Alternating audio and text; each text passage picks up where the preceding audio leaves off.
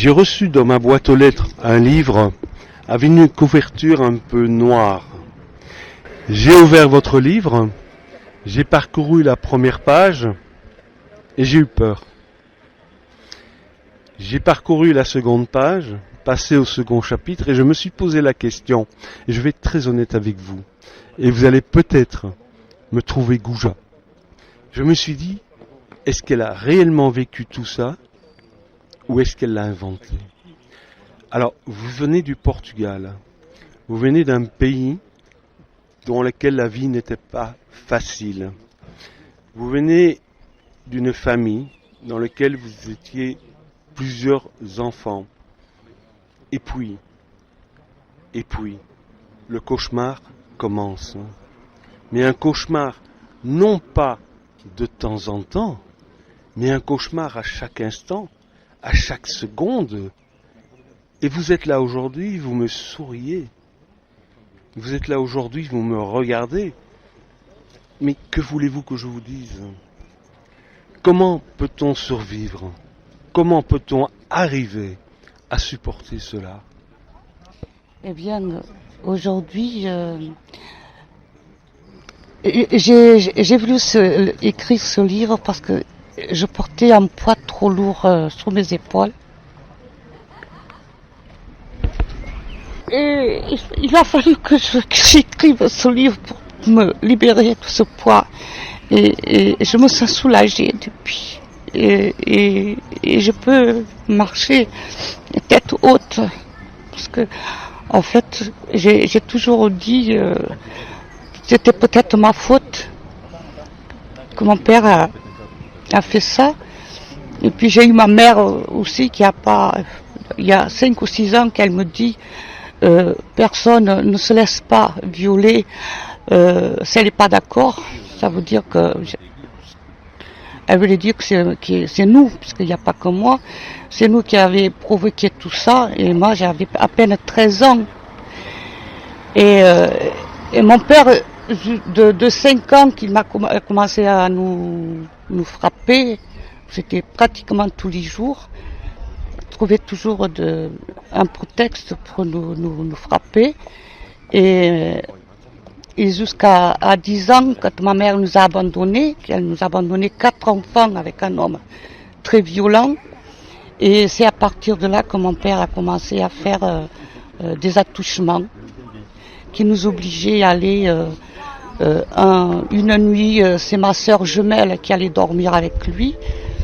Et l'autre nuit après, c'était moi. Et je comprenais pas, quoi. Et pour moi, et à un moment donné, je me disais que c'était normal. Et en même temps, je disais que c'était bizarre parce qu'il disait toujours de rien dire à personne parce que si on le disait à quelqu'un qui nous tuerait. Alors d'un côté, je disais que c'était normal que mon père fasse ça. Et de l'autre côté, je disais, est-ce que c'est pas normal puisqu'il fallait le cacher, quoi. Et puis voilà, et puis... Oui, parce que vous parlez d'un moment extrêmement difficile, donc vous approchez le viol, disons-le ainsi. Oui, le viol, votre viol, celui de votre sœur. Mais avant ce viol, il y avait le harcèlement et la violence. Il vous enfermait en vase clos et un jour, vous avez eu le courage extraordinaire ou l'inconscience, je ne sais pas, de franchir une petite fenêtre et malheur à vous, vous vous faites surprendre. Il le faisait tout le temps, mon père. Il le faisait tout le temps. Quand ma mère a été malade, on n'avait pas de viande, on ne mangeait pas de viande. Quand ma mère a été malade, il a acheté de la viande pour elle. Il s'en doutait que ma mère, il nous donnait un petit bout de viande. Et la maison au Portugal, à cette époque, il y avait le Quelle toit. époque? En 50, j'avais quoi, 11 ans. Je suis née en 53, hein, et je devais avoir 8 ans, 9 ans. Hein, et le toit, c'était des cannes, et puis les tuiles posées sur les cannes. Et dans la cuisine, un jour, ma mère était en train de couper la viande, et puis je regarde, et puis je vois 2 yeux bleus qui écartent les cannes, et j'ai vu mon père, il nous a rien dit, il est parti comme si rien n'était, mais dès qu'il nous trouvait seuls, que ma mère n'était pas là, mais c'était des coups, il me disait il fallait pas prendre, il fallait dire non, ou alors si on avait faim, on demandait si on voulait encore manger, il nous faisait comme ça avec le pied sur la table pour qu'on dise non. Alors nous on disait non, on partait au lit avec la faim, quoi. C'était affreux, quoi. C'était affreux, et puis on se dit elle va respirer un peu parce qu'à un moment précis vous découvrez l'amour. Vous découvrez un jeune homme, et c'est un amour pur, c'est un amour un peu platonique, hein. Vous le rencontrez, vous êtes timide, il est timide dans son coin, et cet espoir, cette lumière, est quelque part encore plus terrible, parce que cette lumière va être assombrie, justement, par l'homme qui vous harcèle. Oui. Il était partout. J'allais travailler et je revenais et sans savoir d'où il venait, il était là. Je me rappelle qu'une fois, j'ai pas écrit celle-là, une fois j'étais mariée et avant de me marier, j'étais fiancée et je pouvais pas parler à mon père. Et je me suis mariée, mon mari était déserteur, il est parti. Et je suis revenue vivre chez mon père, évidemment. Ça a continué, les viols après. Et moi, je pensais à ses fiancés, donc je suis allée à Faro. Et il y avait une église, je suis rentrée dans l'église, et puis je suis sortie. Et je suis allée derrière la caserne, qui a un chemin de fer, juste pour voir si je le voyais par la fenêtre. Et en me tournant, il y avait une place, et je vois mon père en moto. Il jette la moto par terre avec sa femme dessus, tout, il s'en foutait. Il court vers moi. Il m'a tapé jusqu'à mon vélo. Et j'avais mes règles à ce moment-là. Et la peur et le coup que je recevais, je me suis pissé dessus. Et j'avais honte, et j'avais plein de sang qui tombait tout dans les jambes. Et je suis partie comme ça. Et puis à la maison, je ne pouvais plus me lever. Il m'a tapé tellement, soit avec une canne qu'on le pliait d'une pointe à l'autre, il ne se cassait pas, avec comment il s'appelle, la ceinture, Oui. des coups de pied. Mais dites-moi, est-ce que aujourd'hui vous pouvez comprendre qu'un homme arrive à ses extrémités? D'où vient cette violence? Mais je pense qu'il a toujours été comme ça. C'était normal. Pour lui, oui. Oui. Est-ce qu'il avait été battu quand il était jeune? Non, il a perdu son père. qui est mort en courant derrière un cochon. Il s'est brisé la nuque et est mort. Non, je pense pas qu'il a été battu. Hein. Il était méchant, il était comme ça. Et j'avais peur de lui même. Mais ça, vous le décrivez très bien, la peur. Vous aviez la peur, et c'était pire, me semble-t-il.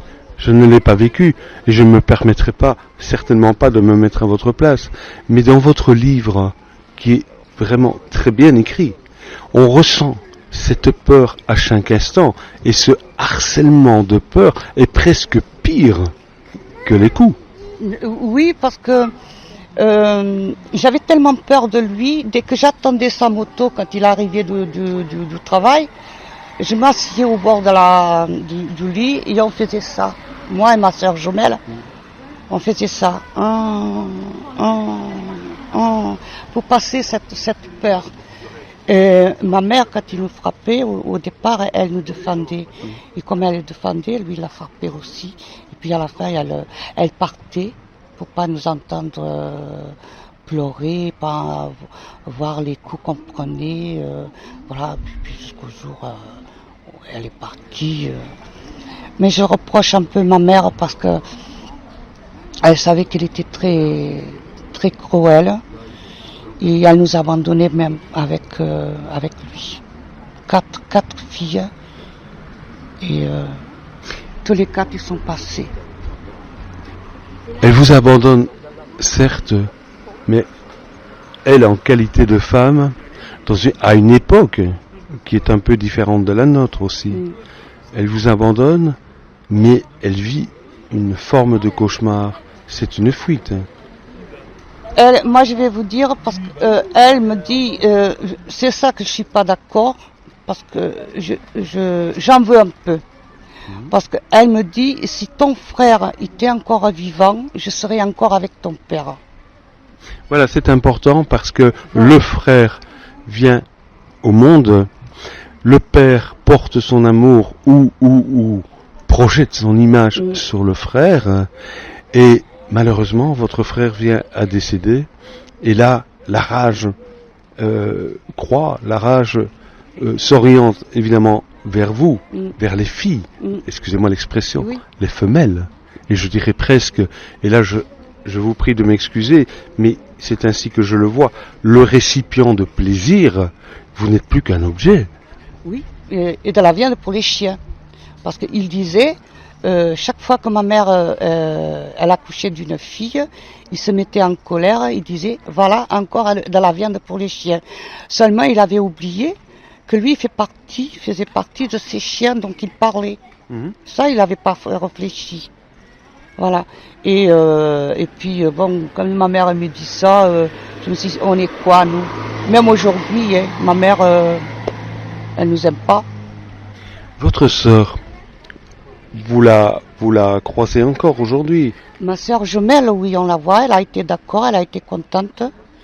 J'ai même le mari à ma mère qui lui a dit tu n'as que porter plainte. Elle a écrit ce livre et elle a dit non, je porte pas plainte parce que c'est la vérité, je vais pas porter plainte. Voilà. J'ai une autre qui est à Toulouse aussi. Elle, par contre, ça a été une catastrophe. Quand il l'a violée, il a retourné les ovaires. Elle a fait une hémorragie. Et quand il l'a amenée à l'hôpital, elle n'avait presque plus de gouttes de sang. Ils ont fait un transfusion sanguine par là. Il y a eu l'assistante sociale qui est venue. Mais comme il avait menacé ma petite sœur, elle a menti. Il a obligé à dire qu'elle avait connu quelqu'un et qu'elle l'a amené à la maison et que ce type il l'avait violée, alors que c'était lui-même qui l'a fait. Oui, il y a cette chape de silence, cette chape. Bien entendu, on est aujourd'hui au XXIe siècle, et au XXIe siècle, on a du mal à le comprendre. Mais lorsqu'on est dans les années 50, la chape de silence, on l'a rencontrée un peu partout. Il y avait la honte du voisinage. Ça n'excuse rien, et je ne cherche pas d'excuses, bien au contraire. Mais vous qui avez survécu à tout ça, qui un jour décidez de venir en France, vivre en France, comment avez-vous fait pour survivre, vous reconstruire peut-être? Je ne sais pas. Moi-même, je ne sais pas. Je pensais toujours, j'irai retrouver ma mère un jour, où je grandirai, je pourrais m'échapper. D'ailleurs, je me suis mariée, parce que je croyais que j'allais m'échapper à tout ça. Et puis finalement, mon mari me frappait lui aussi, il travaillait pas. Il frappait, je l'ai vu gifler sa propre mère. C'est un truc, ça m'a choqué. Et jusqu'au jour, il a fait une promesse à mon père qu'il, s'il se mariait avec moi, il allait faire le service militaire. Donc est arrivé il avait 20 ans, moi j'avais 14 ans. Et il est parti faire le service militaire, il m'a ramené chez mon père, et puis là ça a continué, il me frappait, il me violait. Le plus triste, c'est que la femme avec qui il vivait, qu'elle est toujours vivante aujourd'hui, elle était consentante. Parfois elle participait, parce que ça lui disait que ça lui donnait envie. Elle le couvrait, elle faisait tout. Par exemple, si on faisait une bêtise, elle ne couvrait pas. Elle allait lui dire exprès elle prenait plaisir aussi que mon père nous frappe, que mon père fasse. On travaillait pour lui. On a commencé à travailler à 10 ans. Et tout l'argent on donnait lui. Mon père, c'était l'argent et puis le sexe. Puis avec d'autres enfants, il n'y a pas eu que nous. Par contre, j'ai une sœur, c'est j'ai pas mis son vrai nom à cause de ça, elle dit toujours, je voudrais que mes enfants gardent une bonne image de son grand-père. Mes enfants, ma fille, elle est au courant. Les enfants de ma sœur jumelle, elle est au courant. On l'a pas caché. Et l'autre, elle cache. Elle a 4 et elle les cache. Alors ça, je ne comprends pas. Peut-être qu'elle n'a pas vécu autant de choses que nous deux. Moi, peut-être que la souffrance est telle qu'elle est dans le déni, c'est-à-dire qu'elle refuse de le croire. Non, elle le sait, elle croit ce qu'il a fait, mais elle ne veut pas que ses enfants le sachent. Parce qu'il veut qu'ils gardent, ils gardent une bonne image du grand-père. Voilà. C'est rien que pour ça. Parce que sinon, quand on se voit, on en parle encore de ces choses, on en parle. Elle me dit, je suis allée au Portugal, je suis allée dans sa tombe, je l'ai craché et tout. Voilà. Non, elle ne veut pas que ses enfants soient au courant. Voilà. C'est tout. Et aujourd'hui, vous qui êtes devenue femme, vous qui avez connu ces cauchemars, moi-même qui suis homme et qui ose vous adresser la parole, et combien j'ai hésité à le faire, tellement j'avais honte d'être un homme. Aujourd'hui, qui êtes-vous? Eh bien, je suis toujours réticente. Je me trouverai jamais avec un homme tout seul. J'ai toujours peur qui s'approche pour me violer. Ça, il n'y a rien à faire. Je ne reçois jamais des hommes à la maison. Quand je suis seule, non, jamais. Si j'ai mon ami, oui, mais je suis seule, je ne reçois pas d'hommes. J'ai pas confiance, j'ai peur. J'ai cette peur qui... J'ai un ami qui est venu me voir une fois, et il le connaissait bien, et je l'ai pris comme un ami. Et puis discrètement devant la personne avec qui je vivais, il n'a rien vu, puisqu'il était en dehors il ne voyait pas le mal. Et derrière, il m'a passé la main entre le pantalon. Oui. Et depuis, j'ai dit non, c'est fini. Moi, des hommes que je suis seule ou pas, ils s'approcheront plus de moi. Êtes-vous heureuse aujourd'hui? Oui, ça va. Je vis avec quelqu'un qui est très gentil, m'écoute beaucoup, qui me comprend. il a connu toute ma vie quelques mois après que je l'ai connu.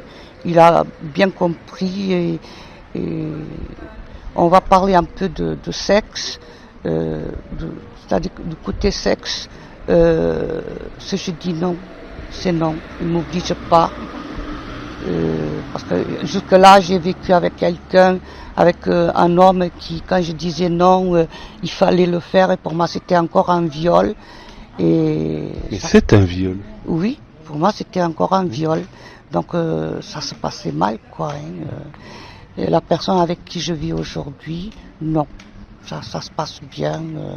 Je suis heureuse, quoi. Je suis heureuse. Voilà. Voilà. Écoutez, je vous remercie parce que ça ne doit pas être facile pour vous. Vous êtes édité dans une maison d'édition que j'adore, les éditions ED2A, hein, ça signifie les éditeurs d'aujourd'hui, c'est bien ça, oui. Voilà, le titre de votre ouvrage, vous allez nous le rappeler? C'est L'enfer existe.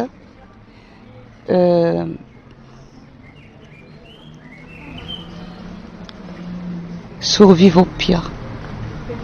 L'enfer existe, survivre au pire. Survivre au pire, dompter ces démons, et là on voit que les démons sont là. Oui. Oui. Je vous J'ai souhaite... survécu. Je suis là. Je suis heureuse. Je dis bien. Même si parfois c'est un truc qu'on ne peut pas effacer.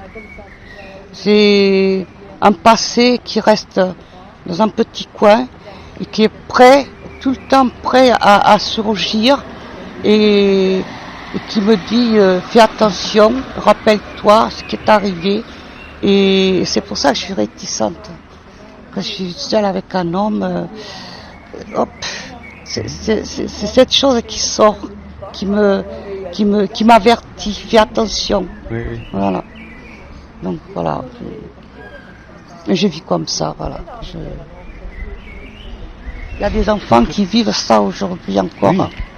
Encore une fois, il y a des gens qui ferment les yeux. Ils s'en fichent. Vous venez de me dire que la gendarmerie est au courant, Ah oui. que vos voisins étaient au courant, Étaient au courant. que quelque part le village Ma était au famille courant. était au courant. Une tante et une sœur à ma mère étaient au courant, qui n'habitaient pas très loin. D'ailleurs, elle a interdit ses enfants, mes cousines, venir parce qu'ils avaient peur. Hein. On n'avait pas d'amis par rapport à ça, il ne faut pas croire. Hein. À l'école, tout le monde se moquait de nous. Hein. Ils nous frappaient, hein. On était des jouets. Hein. Ils se moquaient de nous. Mais nous, on ne comprenait pas pourquoi. Hein. Est-ce que c'était pas une peur quelque part qu'ils exorcisaient en vous prenant comme cible? Je ne sais pas, parce que nous, peut-être, parce que nous, on n'avait pas, on avait peur, oui, on avait peur, et on s'asseyait dans un petit coin, les autres ils s'amusaient, et puis on se moquait de nous, on nous frappait, même ma maîtresse, elle m'a frappé. Quand j'allais pas à l'école, elle disait rien, mais si j'allais à l'école et que j'arrivais en retard, elle a fallu me tuer une fois, c'est la maîtresse en face qui m'a sorti de ses mains. Et on ne faisait pas attention à moi. On était au fond de la classe, contre le mur, dans le noir. Et je n'ai jamais appris à bien écrire le portugais, ni rien. On n'était jamais appelé au tableau. Et quand c'était quand elle m'appelait, c'était quand elle avait envie que ça n'allait pas et elle se vengeait. Il nous tapait avec la grande règle. C'est pour que les autres rigolent. La règle sur la main. Les enfants qui nous frappaient, qui nous jetaient des pierres, des cailloux. C'était La meute. La meute. Oui. En plus, je ne pouvais pas dire à mon père, parce que mon père, il nous frapperait, allait nous frapper encore, il disait, c'est de votre faute, ça vous arrive. Souvent, on n'allait pas à l'école, on faisait croire qu'on allait à l'école, mais on traînait.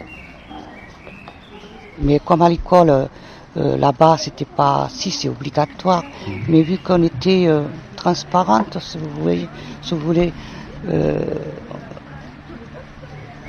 il faisait pas cas.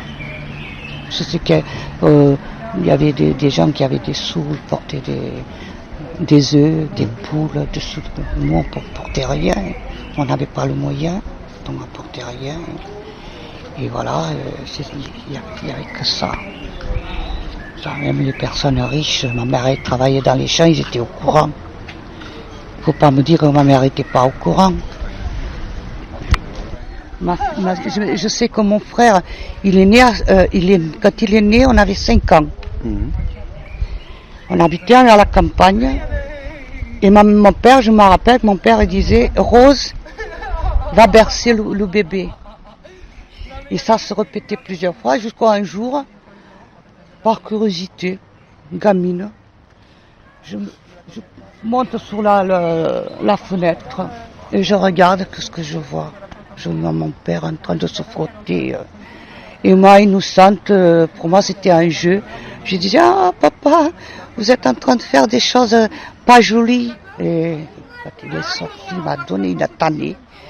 Il m'a encore dit, il ne faut pas dire ça à personne. Je sais que tu dis quelque chose à quelqu'un, je vous tue, je te tue. Et on ne disait rien. Jusqu'au jour, ça a oublié. Parce que mon père, jusqu'à le départ de ma mère, il ne m'a jamais manqué de respect. Il nous frappait, c'est vrai. Il nous frappait à mort. Mais il ne m'a jamais manqué de respect, jamais un geste mal placé. Mon père, il m'a commencé à faire ça quand ma mère a quitté la maison. Par contre, ma soeur jumelle, ça faisait longtemps que lui, il y avait des attouchements et tout ça. D'ailleurs, au départ, quand ma mère est partie, pendant un mois, il y avait que ma soeur qui allait dormir avec lui. Puis il a dû réfléchir, il a dû dire, tiens, maintenant, c'est le tour de l'autre. Et quand j'ai eu mes 13 ans, toutes les filles, quand il attendait qu'on soit femme pour nous violer. Toutes, mais alors toutes. Hein. Et nous, on ne savait pas l'une de l'autre. Hein. On ne savait pas. On l'a découvert après. Hein. Moi, j'ai su de ma sœur quand on est parti chez ma mère. Et puis elle a su de moi parce qu'on a commencé à raconter. J'ai su pour ma sœur la plus jeune parce que c'est celle qui ne veut pas que ses enfants sachent. C'est elle qui m'a raconté. Ensuite, c'est elle, ma sœur, qui s'est passée, qui m'a raconté. D'ailleurs, aujourd'hui, elle a essayé de vivre avec un homme, mais elle ne peut pas. Elle peut pas. Donc, elle vit avec une femme, avec une fille. Mais elle vit l'amour, elle découvre l'amour, donc pourquoi pas? Voilà. Non, mais c'est pas une critique. C'est pour dire qu'elle a essayé. Elle pensait que c'est pas normal. Je le comprends. Voilà. Donc, elle a essayé de vivre avec un homme et elle n'a pas pu. Donc, je pense que c'était aussi une punition, parce que mon père était malade et mon frère était malade. Et mon père a mis ma mère enceinte pour voir s'il y avait un autre garçon. Okay. Et puis finalement, c'était une fille qu'il a eue. Et puis c'est un garçon manqué, quoi. Mais je pense que ça a été une punition par rapport à ce qu'il nous faisait. Le jugement, même ma mère. Hein. Je dis que Dieu il les a punis. Il a enlevé le seul garçon par rapport au mal qu'il nous a fait, aux filles, je pense. Et pourquoi Dieu punirait-il les enfants? Non, je ne dis pas que Dieu punit. Je dis, Dieu a puni mes parents. D'accord. Il a enlevé le seul enfant par rapport au mal qu'il nous a fait, les filles. Voilà. D'accord. C'est ce que... Sinon, voilà, d'ailleurs, il paraît qu'avant de mourir, il a beaucoup souffert, mon père. Hein. Donc, je l'ai souhaité. Hein.